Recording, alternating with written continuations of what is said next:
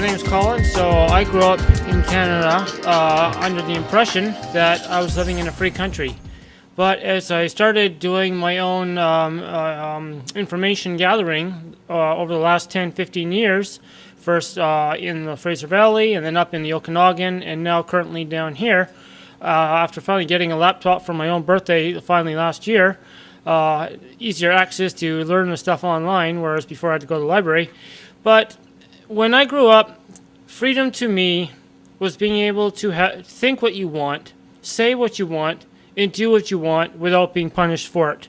Because from what I heard, under the Canadian Constitution, we had the right for free religion, free speech, association, and other items as well. But as of late, especially the last 2 years, I decided to change it from a democracy to a philocracy.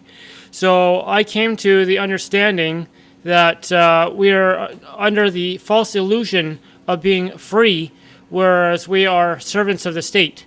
So, and the only way I could actually free myself from being a slave to the state was by withdrawing from society in the sense of being true to myself. But if I be true to myself, but I don't take what I learned to go into society to educate other people, they're not going to learn. They're not going to wake up, and they're not going to grow as well.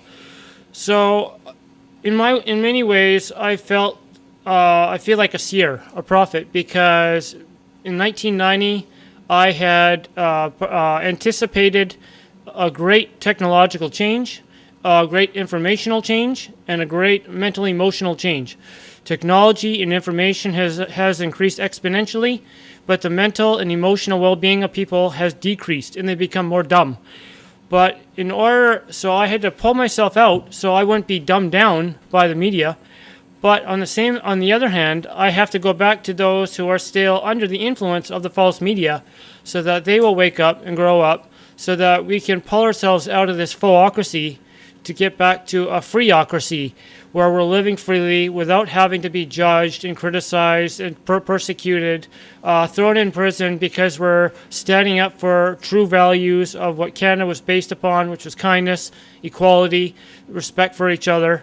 And we shouldn't be thrown into prisons just because we're standing up for our rights. But if it means going to prison in order for my family to finally wake up, I'll accept that. And I'll do everything I can to make sure that happens. But if they don't wake up, then I'm still going to do it regardless because it's the right thing to do.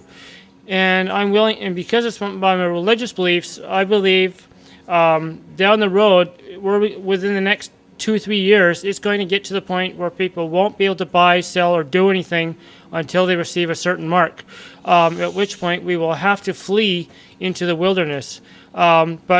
And that's only out of necessity because we will not be able to continue living in society as we know it. So we'll have to develop our own communities out in the bush, living freely without being under the surveillance of the Canadian government. And that's what I've come to learn of freedom now called philocracy. And I'm finished.